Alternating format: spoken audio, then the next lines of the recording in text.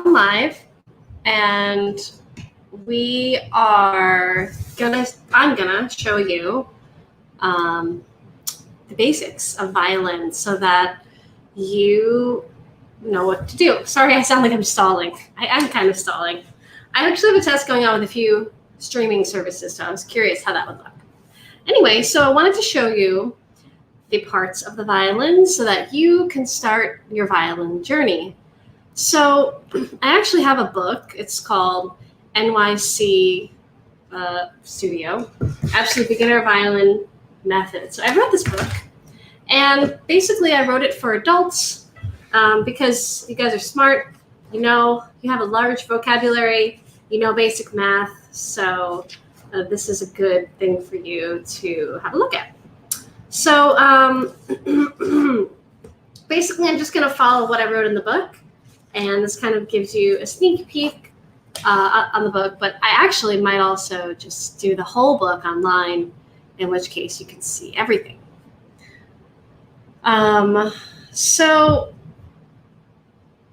I just want to see something here. I want to just make sure that I'm live where I want to be. Okay, so here we have my Violin Method Book 1. This is for absolute and total beginners. You've never, ever touched, breathed on, or looked at a violin. This is where you're going to start, even if you've never played an instrument before. And in fact, this is specially made for you if you have never played an instrument before. If you have, this just goes a lot faster. So I'm just going to give you a really brief introduction, because a lot of people are seeking to learn more about the violin, but they kind of don't know where to get started. So I just thought I would give my input. So I'm going to teach this to you as if I was in my first private lesson with you. I always basically teach the same thing every time, but sometimes little, different facts come out every time. So I just wanted to keep it live so that kind of keep it casual, take your questions if I can see them. Because I'm actually on a few platforms right now, so hopefully I catch them. But if I don't, I will answer your comments afterwards. In fact, like or comment this if you're watching, so that I know I can actually answer any questions that you have. Hi, Mark. Okay, so lesson 1, the parts of the violin. I know it doesn't seem that interesting, at least to some people, or maybe most people, but it's vital, because as you learn violin, you're going to need to know these words. So if you don't know these words, you're going to have no idea what to do. If I say, put your finger closer to the scroll, and you don't know where the scroll is, how do you know what to do? Speaking of the scroll, this is the scroll, but on my violin, it doesn't look like a scroll. It looks like a head. So, but it's still, I would still call it the scroll. So here we go. So this big part here, this main chunky part, this is called the body. This here is called the neck. This is called the scroll, as we covered. And here you see these 4 pegs here. These are pegs or tuning pegs. And then we have 4 strings, obviously. The strings go across the fingerboard. So this long black part, that's the fingerboard, because that's where you're going to put your fingers when you play. And then the 4 strings go over this bridge, right? Guitars have bridges too. This pulls the strings up so that they're off the fingerboard, right? So basically, when you put your finger down, let's say you don't play like this, but let's say you did. Actually, you could play it. So let's say you put your finger here. Now the string's only going to vibrate from the bridge to where your finger is. That's a high note, right? So if I make the string longer, the note is lower. And then if I take my finger all off completely, this top part here is called the nut. And though I don't usually teach that word in the first lesson, the string stops vibrating there, right? So that's the longest and lowest that string can go. Strings are made to sound at a certain pitch. So it's important to never go higher than that pitch when you're tuning the violin. So anyway, as you put your fingers down, you're making the string, shorter and shorter, and the pitch goes higher and higher. So we got the bridge, okay? And then down here, you probably have 4 of these. I have 1, and these are called the fine tuners. So these make big changes in tuning, and these make little changes in tuning, and they're both important when you're tuning. Now, how do I tune without these? Well, you just use the peg. So usually on cheaper instruments, you have all 4, and then usually when you get a more fancy violin, the pegs are a lot better, so you actually don't really need them. Hello, Funk Medic official. Can't wait to hear your music again. That's been a long time. We're just going over the parts of the violin. For anyone who has never touched the violin before, if you have touched it, you probably know most of the things I'm going to be saying in this lesson here. It's a brief lesson. But maybe you'll learn a fact or two, you know? Because I do like to explain how things work as well. So anyway, we have our body, we have our neck, right? So the body is hollow. This is our amplification system. So what happens is when you pluck the string, or if you were to bow it, the string vibrates. And as we discussed, it vibrates from here to here where it touches, right? So where it can't vibrate past that point. And then what happens is the vibration goes through the bridge, which is carved in such a way as to optimally transfer the vibration. I think that's so cool. And then if you look inside your violin through these here F holes, it looks like an F. So if you look in, you'll see a post. That's called the sound post. And what that does is it gives extra tension between the front and the back here. You can play, if your sound post has fallen, it'll rattle. You can still play. It'll sound kind of nasally in my experience. In any case, the vibration goes through the bridge, through the sound post, travels throughout the whole violin, and then comes out through the F holes. So if you're performing, you want to face your F holes towards the audience if you have a live audience, or towards the mic if you are recording. So if you're recording, and this is actually good for engineers to know as well, for recording, usually you put a room mic and a mic right above the F holes, kind of like as close as you can, at least in my experience when we've tested things out. So you're bowing, and then I'll just hold this here weirdly, and then the mic is like here. So it's got to be in your face. Hello, AB channel of music. Absolute beginner. That's what I use AB for. I would love to know what your AB stands for. Anyway, so when you perform, you have to face the F holes towards the audience. In a regular live private lesson, I would demonstrate this. I find it unlikely that it's going to have the same effect on the mic, but I'm willing to try. So let's say I'm going to aim this at the mic. So I'm going to aim my F holes at my Blue Yeti microphone.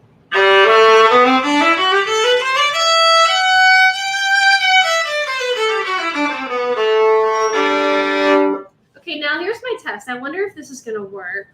I'm only sitting so I can get a good kind of camera angle. I like standing though. Okay, so now I'm facing my F holes away. I'm going to play at the same volume. Let's see.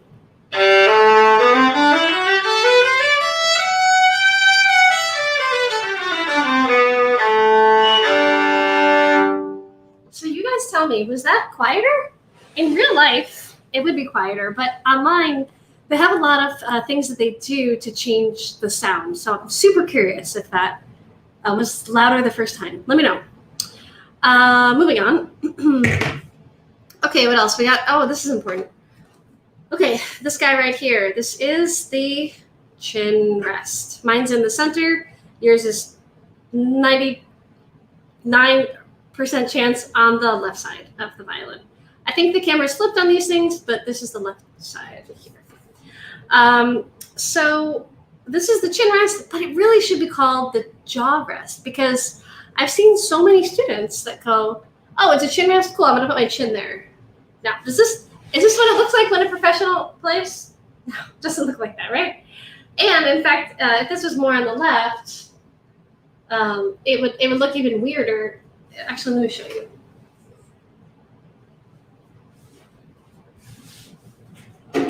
Okay. So here's how your chin rest plate looks. So if a lot of people, they go, oh, well, let me put it, on my throat. I'm like, this is what Hillary Hahn looks like. No, it's crazy. So what happens is your jaw is going to make contact. And I'm going to show you that in a second. Stay with me here. Okay, so for the next step, you know what the chin rest is? Next, you're going to need to know this next word. That's, my violin's kind of dark, so it's hard to see. That's the end button, right? The end button, I've heard it called a couple things. Button, just button. There's another word I'm blanking out on as well. And anyway, so you need to know this. Now, I'm going to tell you the proper way to hold the violin. And if you have any questions, or if you want to send me any pictures, maybe on my Facebook page or any videos, I'll help you fix it. Because the thing is, there's always a reason. If it looks weird, it is probably weird. It's probably a little bit incorrect. And the fix is going to be pretty easy if you can let any teacher or me, help you out. Yeah, actually, thank you. This is kind of a nice violin. It's not as fancy as most people's, actually, but I did finally drop a few dollars on this. I actually got it at Sam Ash. They were expanding their violin selection, and this was the most expensive one they had at the time. And I like it. You know why I like it, though? Because the neck is a little bit thinner. So not all violins are exactly the same. And this one is a little bit thinner, and my hand just felt so comfortable. I didn't want to stop playing in the store. And then I went back a couple months later, and I bought it. Actually in a rush because I was scared it was gone. But if you're ever shopping for violin and you just can't put one down, that's probably the right one for you. Anyway, so as I was saying, holding the violin. Okay, we don't need this bows. Don't need that when you're first starting. Okay, so let's talk about resting position. This is super easy. This applies to when you're sitting. So I'm sitting in a chair, and I got the end button on my left leg, and I'm holding the neck with my hand. I've seen this too. You can hold the body. I've seen this where you're holding both. Doesn't really matter that much. The important thing is it's on your left leg definitely, and the strings are facing outwards, because otherwise you won't be able to do this, which is when you're putting it up. Okay, so whenever you see the violin like this in my lap or anywhere in the world online ever in any situation, even if it's close up, you only see that, it means they're in resting position.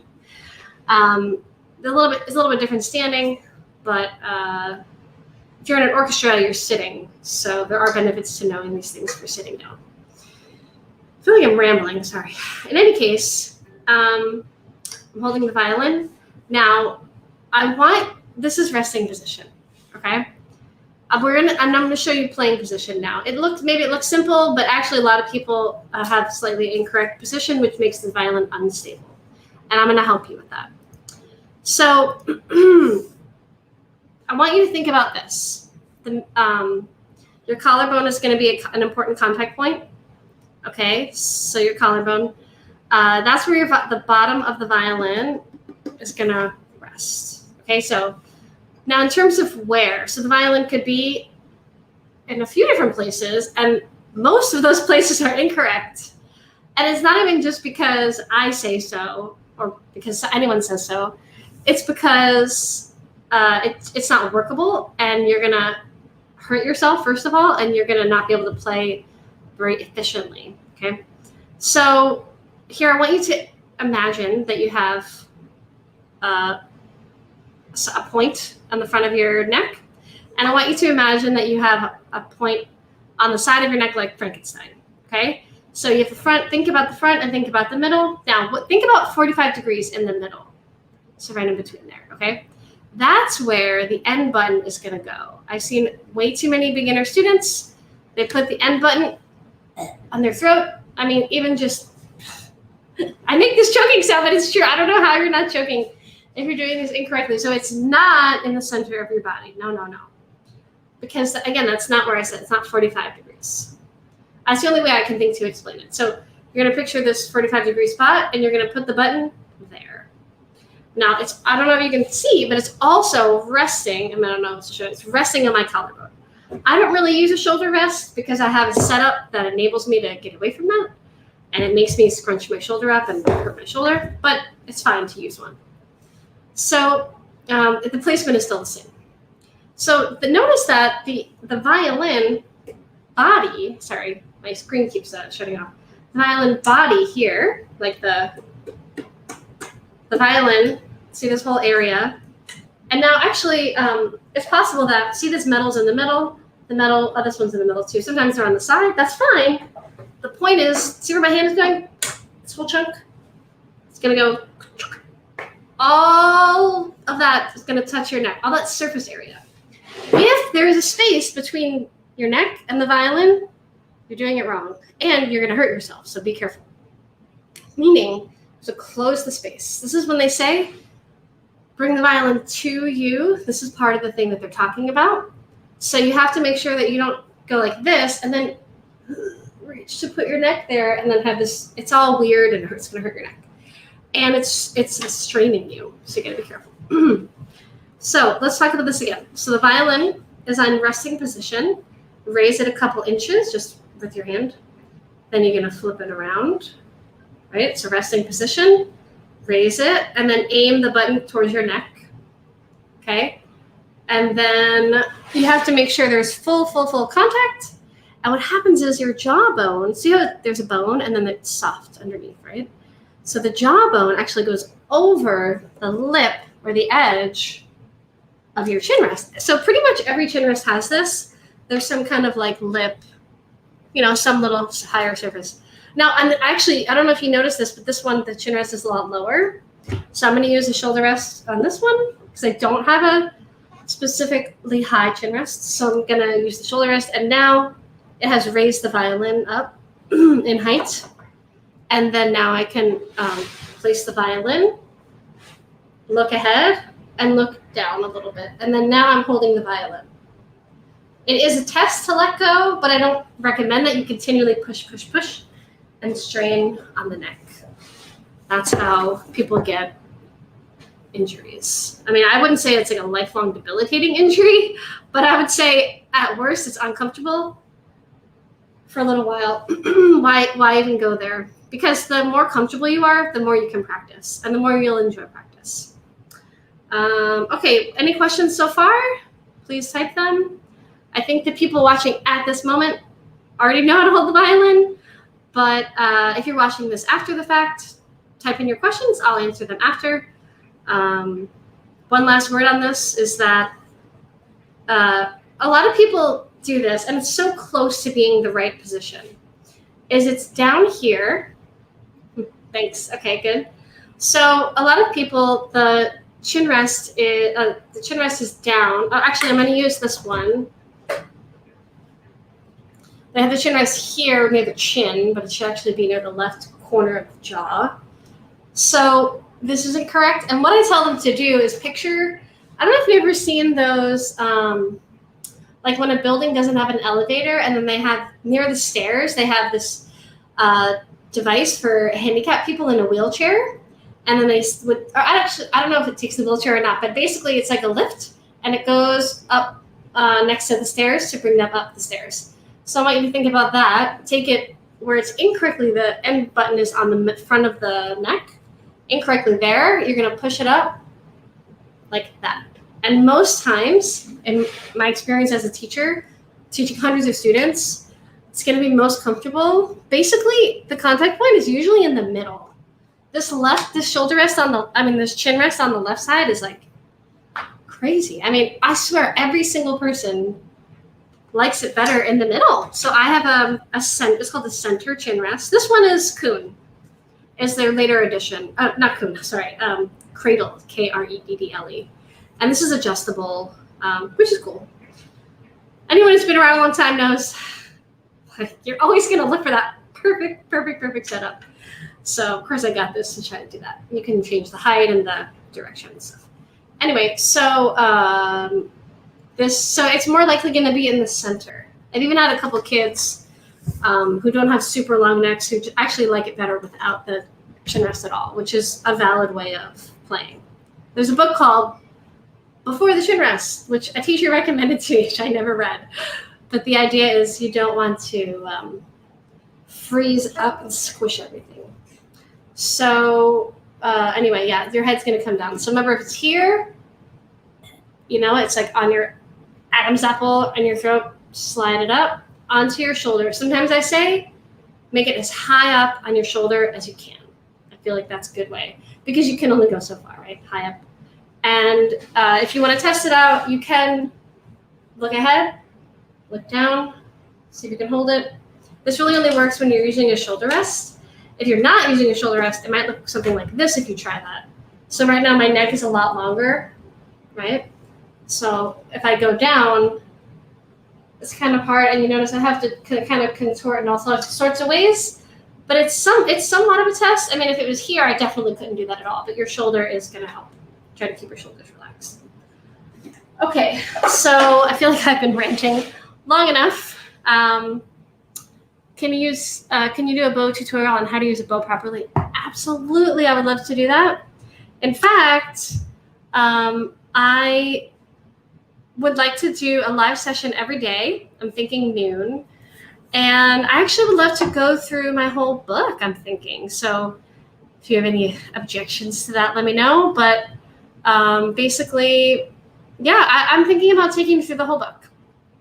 Because as I mentioned at the beginning, so many people that I know as a teacher are interested in learning violin, but haven't necessarily started the journey, and here I am teaching all this other advanced stuff, and the only way for them to join me on that is to learn the basics and then work their way up. So I'm thinking about doing this. Let me know your feedback on that if you think I should do that. Go through the whole book. Hi, Sean. Nice to see you. So I guess in order to finish this chapter, let me tell you one other thing. When you're holding the violin, you do want the strings to be parallel to the floor. It's a little bit of an arm workout, but you get used to it.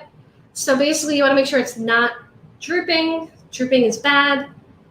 Parallel is good. Actually, the scroll should be slightly higher than the bridge so that the strings are parallel to the ground. Because if you look at it, if the violin is parallel to the ground, the strings actually are sloping downwards. So to get the strings to slope upwards, you have to go up a little bit.